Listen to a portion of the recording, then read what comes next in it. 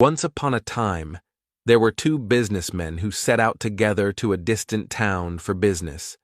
The journey was long and arduous, and the two traveled side by side, supporting each other and getting along in harmony. One day, the weather was extremely hot with the blazing sun, making people feel dizzy. The two travelers passed by a big tree, but its shade was too small to accommodate both of them. They continued on and eventually arrived at an open grassland where, in the middle, a donkey stood quietly, bowing its head as it ate grass. One of the travelers immediately came up with an idea. Since the tree's shade cannot accommodate both of us, the donkey's shadow is quite large.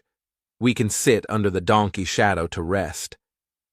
So he walked over to the donkey, sat on the ground, and comfortably enjoyed the cool shade. The other traveler was not pleased. He said sternly, "Wait a minute. This donkey is mine. You did not pay for its shadow. You can only use what is rightfully yours. The donkey's shadow is not yours." The traveler who had sat down thought it was absurd. Do we really have to buy the donkey's shadow?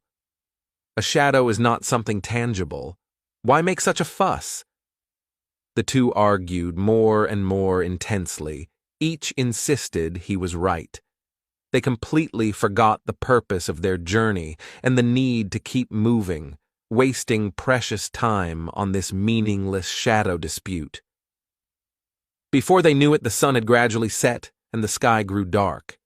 At that moment, they finally realized that they had delayed their journey for an entire day over a trivial matter and had missed the best time to travel, being forced to spend the night in the wilderness.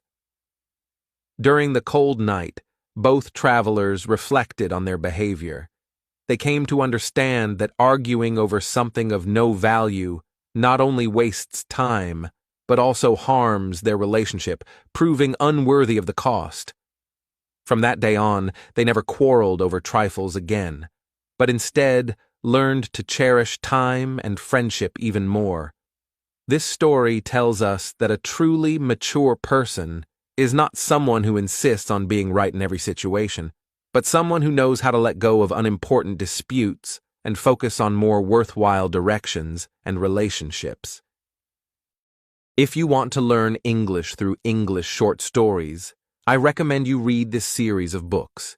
It contains rich philosophical insights as well as educational value, and I believe it will